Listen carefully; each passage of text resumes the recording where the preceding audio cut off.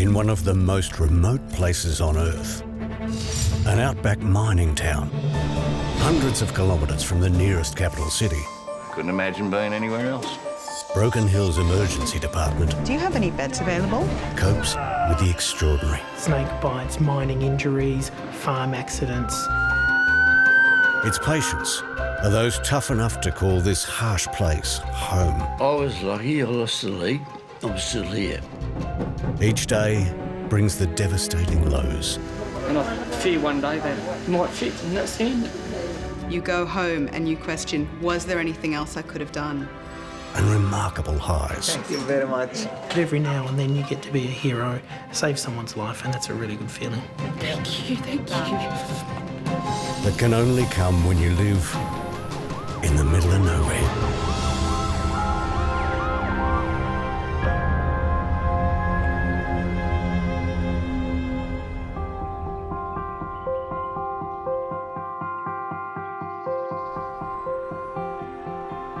One of the great things about Broken Hill are the people. Some of these bushies live hundreds of kilometres away, and so they don't just come to hospital for a sore finger or a stubbed toe. You get people, they're really stoic, they've only come in late, they'll be really unwell just because they haven't wanted to trouble anyone. I'm a contract master. I sort of just move on from one station to another. I just love the freedom of being out there and, being able to do your own sort of thing. Can't understand how people can live on top of each other and not breathe. Got a million stars at night. Put a fire down. Couldn't imagine being anywhere else. Michael? I got knocked over by a bull yesterday. We still go to work, no matter if we're dying, sick, whatever. We don't let people down. God, she's like tamed the air, you can't really touch it. We cannot be tamed under any circumstances. There is not a force in the verse that can tame bush people. Whoa, what's that, Ned Kelly? Yeah. Such is life. That's a fact. I heard the story that you fell from a bull. Yeah, bull stepped on top of me. Quite an experience. Yeah, it chased me, whatever, like up me, hit me, and then pushed me on the ground. Yep. And then he, with his foot, Yeah. he stamped on my calf muscle. Okay. Yeah. So there was like immediate pain. Yeah. Well, show it to me. Right. So the pain has shifted, or the pain is in the same location, or Yeah, in the same location. Okay. It's all just. And it's all very, very swollen. Yeah. So this is very painful, Yeah. right? It actually feels quite warm. So what do you do on bulls? I was working in the yards. Yeah. Cut his nuts out, cut his horns off, give him an ear mark, ear tag, let My him out the God. crush. Okay. He ran out. I shut the crush, went to go get the next one. And as I turned around, he'd come straight back for me and, yeah, just hit me. Well, no wonder that the bull was pissed off. I mean, you did something to him, right? I can totally understand He that. still come out second best anyway. Okay. So my concern is that the calf is very swollen and it's very tender, and chances are that there is a bleeding inside of the muscle. And if you don't release that, then that can give you enormous problems. What I will do is I will organize a CT scan, and then the surgeon will come and he will have a look. And if it is so, then he needs to put his knife in it and make a cut and release the pressure. Yep. Okay. Cool. No worries, sounds good. Okay, that's fantastic. I've broke my back twice a couple of years ago. Put numerous foot pegs through my knees and shins and everything, so yeah, it's a regular occurrence, really. The first time I was running goats up at Peak Hill Station and, yeah, come off the bike and did 2 front flips and then landed on my neck.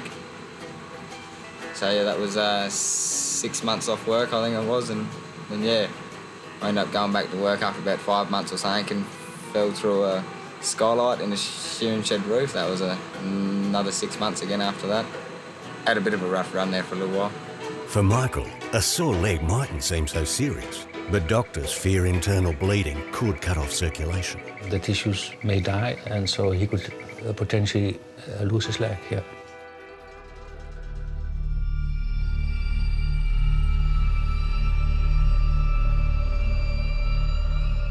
Working in Broken Hill can be a bit nerve-wracking, to be honest. You can get some emergency situations that you would deal with in a different way if you had all the resources of a big hospital, and you just kind of have to make do while you're here, which is a bit different. Emergency can be an adrenaline rush. It's volatile, it's unpredictable, and that can be quite a buzz.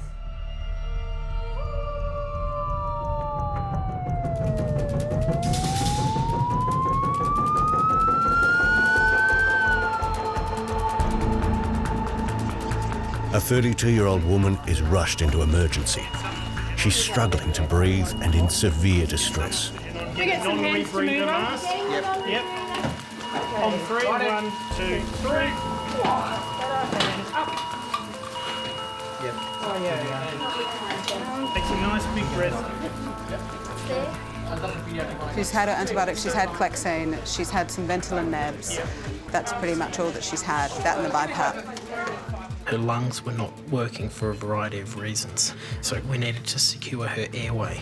Sometimes bigger people have a bit of trouble getting an airway in the right place. We've called our most experienced doctor down to help with that. So he's about to do that for us. Then we can get her onto the proper breathing machine, which will allow us to control her breathing a little bit better. Drop the chin. Chin, yeah. That's it. Now let go of that. Take the bag away from you. The oxy-log function. Where's the lung? That was working before here. It was. I could see the chest rising, but when I connected it, it didn't. We put her on the ventilator. That didn't seem to be working. And when it's an emergency like that, you don't have time to muck around with the settings and try and work out why the machine's faulty. You just have to get some air into her lungs. So we did that by disconnecting her and just ventilating it by hand with a bag and mask. At this stage, we've got 2 diagnoses on the table. One, she's just got a very severe pneumonia, or alternatively, she could have a clot on her lungs. The worst case scenario in either of those cases is that her lungs stop working, her heart stops working, and then she dies. That's obviously what we're trying to avoid. It's now a race against time. The hospital's consultant physician recommends an immediate CAT scan to see if there are clots on her lungs. All right, 1, 2, 3. Yeah, but no, we just lost the scanner. We just what?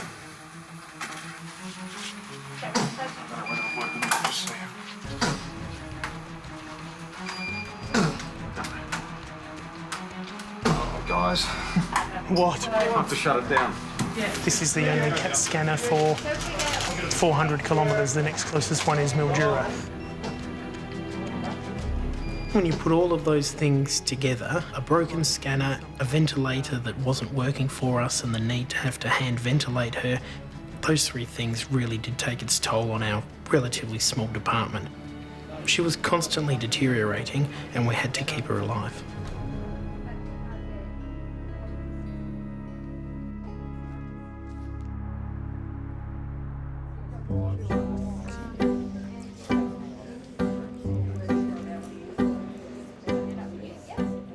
What is your name, anyway? Michael, anyway, mate. Pops. Yeah, right, good to meet you. Hey. So what did he do to you? He just, in the crush there, and then, let him out after we cut his nuts out and dropped his horns and all the rest of it. Right. Yeah, he just pushed me, and then I ended up falling over, and he just stepped on my leg and squashed me in the guts a bit, and then, everyone else jumped down and scared him off, so that was good.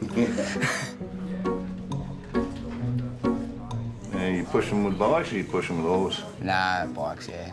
XR 600 and I don't. TRZ 400. Something wrong with that whole idea. Yeah, I can't ride a horse to tell you the truth. Should learn. Very handy for catching a girl. Hello? Yeah, Tony. Yeah. Oh, hi. He is now actually experiencing numbness in his foot, and he's got no feeling in his foot. Clinically, he's showing signs of compression. Okay, well, thank you, Tony. So you're coming? Okay, that's great. Okay, Tony, bye. All right, I spoke with a surgeon who will come in and have a look, because maybe we need to do something. Yep, no worries. Good, great. How long until he'll be here? About 5 minutes. Oh, yeah, cool. Yeah. So, Michael, so tell me, so you traveled from far? Yeah, mate, yeah, I travelled, I think it was nearly 450 kilometres to come into town, this morning, Wow. so... Oh my God. Did you drive the car yourself? Yeah. Yeah. I had to use my other foot, though, on the accelerator, like my left foot, because of, I couldn't do it with my right foot. I couldn't put enough pressure on there to go anywhere. You're pretty amazing. Oh, you just got to do what you got to do, eh? Yeah. Oh, hopefully I'll get this sorted, whatever needs to happen, whether it be that little bit of surgery or whatever, and then, hopefully get home. So, I've got a 50th birthday to get to there if I can make it, so we'll see how that goes. Hey, Mike. So this is the surgeon. Hi, Mike. How are you? Okay. And how's your leg now? Pretty tender. Look, there's no hematoma on the CAT scan. So what we'd be inclined to do is keep you here in the hospital, keep it elevated, put some ice on it, give you some pain relief and just see if it settles down. So what's that mean? Am I staying here tonight? Yep. I haven't got time for that, to be completely honest with you. I think it would be the safest and the best thing to do. I really don't want to be stuck here, to be completely honest with you. If it's we're all just going to be looking at it like, Yeah, but... fair enough if you wanted to do something to it, but if we're just going to sit here and look at it like... Well, there's nothing to do at the moment, like it doesn't require surgery at the moment, but it's just that you're describing some symptoms that we should really just observe and make sure they don't get worse. It's unlikely that you're going to need anything done, but it would just be a safety first approach to make sure. Not real keen on it. Yeah, well, it's got to be your call, but that's our advice. And then you can go home tomorrow if it's okay. Yeah, well, I've got to, move $30,000 worth of equipment that's just sitting out there in a car park. I've got a dog that needs food and water and whatnot. I need to do a few things I can't. No way in hell I'm leaving my bikes and that. You've come here, you've got an injury, we're trying to give you the advice you should have. It's up to you.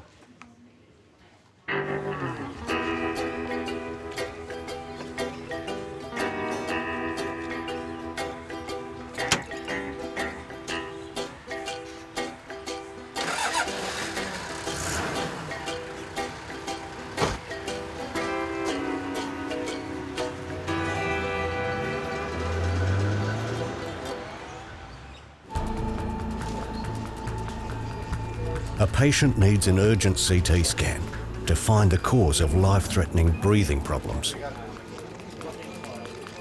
The delay here at the moment is as we were transferring her across onto the CAT scanner, the bed broke in some way, and so the machine has had to be reset. I'm not sure how old our scanner is. I know it's certainly not as whiz-bang as some of the scanners they have in the city, that's for sure. But again, a lot of hospitals have other options. They can diagnose things another way. For nearly an hour, they've struggled to repair the scanner, while doctors take turns ventilating the patient.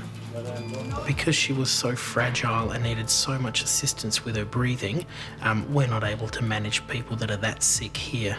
So while we were stuck there in the scanner, we decided to start making all the phone calls that we knew we'd have to make anyway. One of those involved finding a bed for her in Adelaide. Hi, Ravi. My name's Katie. I'm out in the ED in Broken Hill.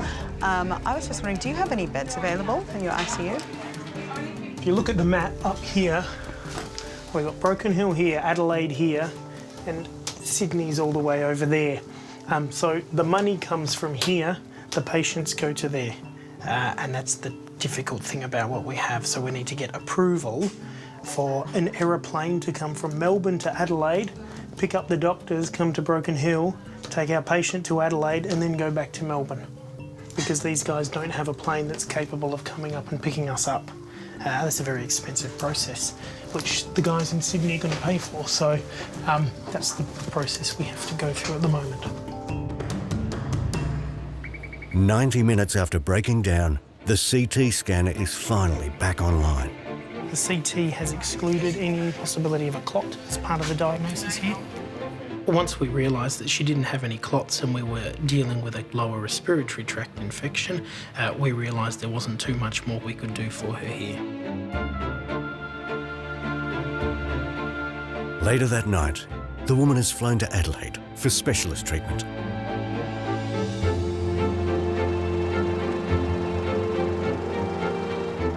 Sometimes you finish with cases like that and you leave thinking, God, we're really doing it hard out here. And at other times you finish thinking, actually, we know what we're doing, and it gives you a good feeling.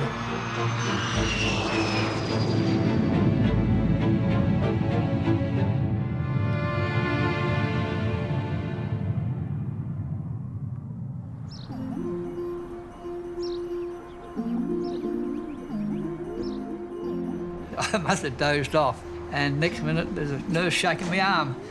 She said, "You're blue." She said, "I thought you were dead." I said, "No, I've got plenty of living in me yet, love." So, Ron, how are you going today? You're looking a bit of a strange colour there. You feeling all right? Yeah, I've been on colloidal silver. Right. I take about a teaspoon a couple of times a week. Right. And there's what we call a second immune system. Oh, right. There's about another 150 odd or more viruses that doctors don't know, but this will cure you. We used to go out and play bowls, Yeah. and I've got all these little sunspots on my arms. Right. When I start taking these, they were gone in about 4 days. Oh, I see. So it must be pretty good. Oh, okay. And I haven't been sick since. Right. So tell me what your main problem is today then, because I was quite concerned about your colour. I fell over my little fence I made out the front. Yeah. And landed backwards on the shoulder. Right. And Okay. it's been coming and going, but last night I tried to get out of bed and I fell out. Rightio. Okay. Well, what we need to do is get you into a gown, and you'll have an X-ray of that, No and worries. make sure you haven't re-fractured her or Yeah. done something to her. That'd be a good Okay. Yeah. You really scared me, you know. The look of him just really didn't fit to how he was. He was quite orientated, alert, and looking around and talking to us, and like someone that colour is not normally doing that. So it was quite a shock. Well, some days it's better than others. It can be, you know, it all depends on the cold, whether it's cold, he's bluer than normal, but yeah. Yeah. Even the doctor said, "Hello, here's the blue boy." Every day you learn something, so it's just been wonderful, really. I understand you've been on the silver tablets, is that right? No, it's a silver. It's dissolved in water. So how do you take... So it's a powder, you mix it up with water? No, it's with silver rods. Silver rods. Silver rods. And they put it in water and add electricity, and it stimulates Goes the silver across to go one through the another. water. Right. Melts the silver down Okay. in I've very not heard of that. very small particles. And that's just for general all-round health and to kind of keep the doctor away? Yes, sir. Some people eat apples. I come up here to get a job on the mine, to get a few dollars and go back and open up a business in Adelaide. It never eventuated. You know, some little girl stuck her head around the corner and that was the end of it. She was quite a good dancer, and we ended up teaching dancing for nearly 30 years. We had 2 girls, all picking on me all the time, making sure I'm well. So as soon as I get sick, they do the panic and I don't. It's fractured, but that dark spot in the middle shouldn't look like that.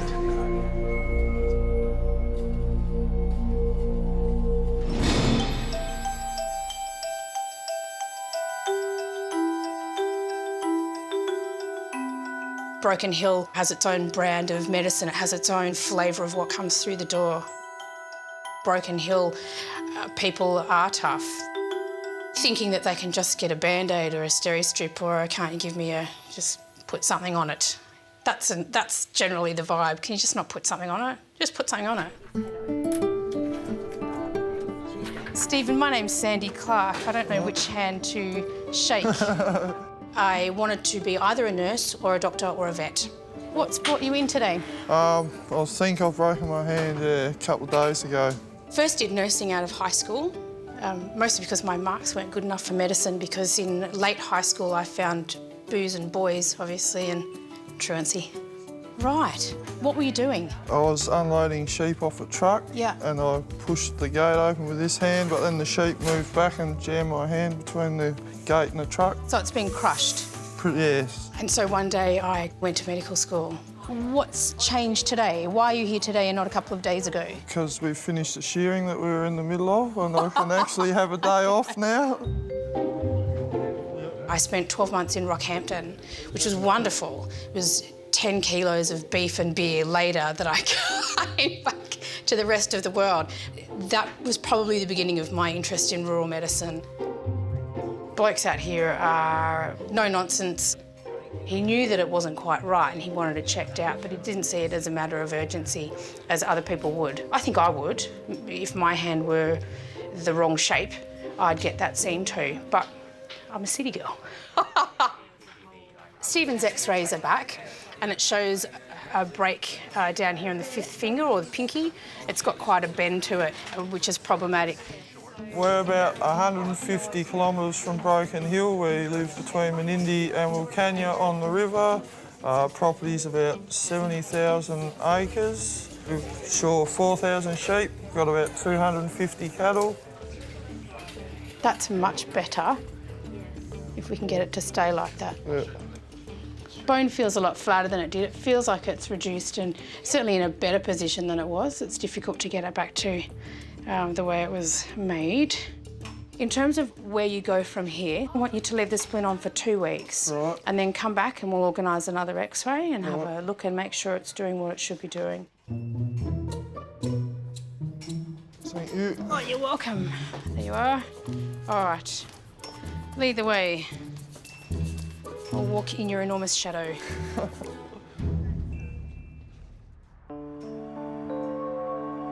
He's an older bushie who worked on the mines. He looks like an old Smurf, Grandpa Smurf, I'd say.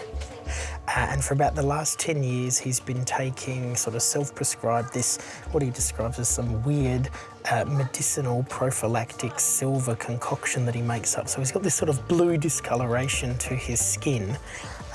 Not that silver therapy, he'd call it, not toxicity.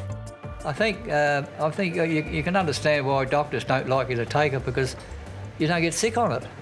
And it's taking money out of their little pocket and so forth. So the reason you're still here, we've had an x-ray. The x-ray shows that you do have a fracture there of your arm. But it's actually a really interesting fracture. It's not a very good kind of fracture. It's what we call a pathological fracture. And what that means is that it's due to probably what looks to be a bone cancer. Oh, really? Yeah. So bone cancers can either be, they can arise in a bone or they can spread from somewhere else. Usually they spread from somewhere else, so you sort of get, I don't know, nose cancer, skin cancer, thyroid cancer, and then as you're probably aware, they can spread to other parts of your body. Often when that happens into a bone, the bone becomes weak and it's very easy for it to break. I suspect what's happened is you may have had a few niggles of pain there as this thing has been growing over the last few weeks, and then this morning you've given it another knock and it's actually fractured, and so now it's a lot more painful. It's prompted you to come up here. At this stage, it's still too early to know whether silver, which is a heavy metal, is in any way related to this. What we'll do is we'll do a raft of blood tests. Some of them we can get done here in Broken Hill, some of them we need to send away just to see if there's anything that can point us towards one particular part of your body where we should be looking. We'll also do a CAT scan. But again, I think we're pretty quickly going to exhaust whatever we can do here in Broken Hill, I would say. All right.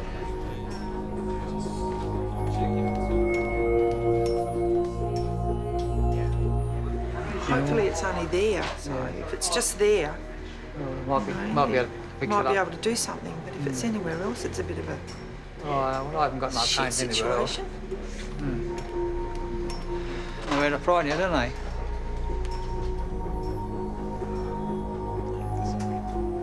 I don't know, it hasn't sunk in yet, I don't think. I thought that when I first saw it, it was just a muscle, but that bone cancer doesn't sound too bright, I don't think.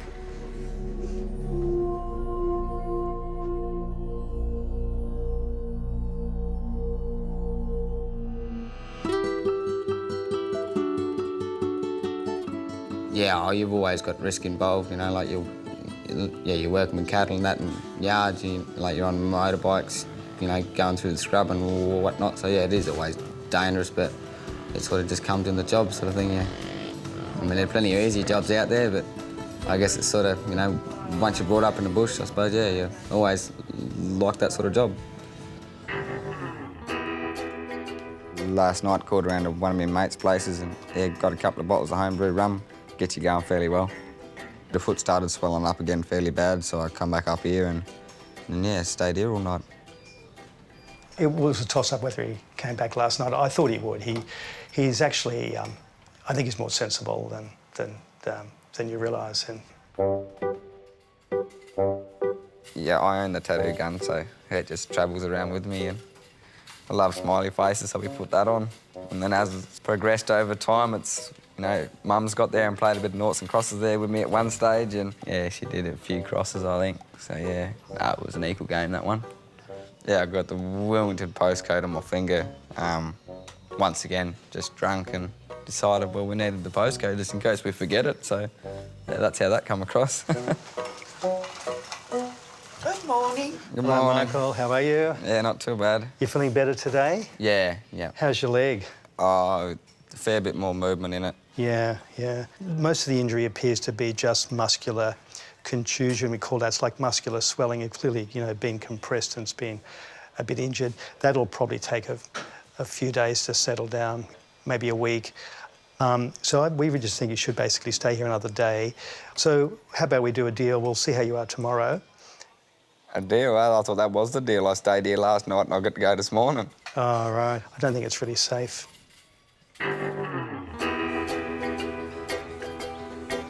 Yeah, you got to be pretty much almost on your deathbed or whatever, or fairly hurt to come into hospital. It's a big commitment if you got 2 days driving, as well as if, you know, you get stuck in here for a day or two, so there goes 4 days work straight out the window like that. Plus it costs you $200 or $300 worth in diesel to drive down, you know. And if there is nothing wrong, well, you've just wasted 3 days and a heap of money that you could have been out making instead of spending, sort of thing. So I missed my mate's 50th, so that was a bit of a bummer, but they'll still be drinking this afternoon, so they'll be right. I'll make it back there just in time, I think.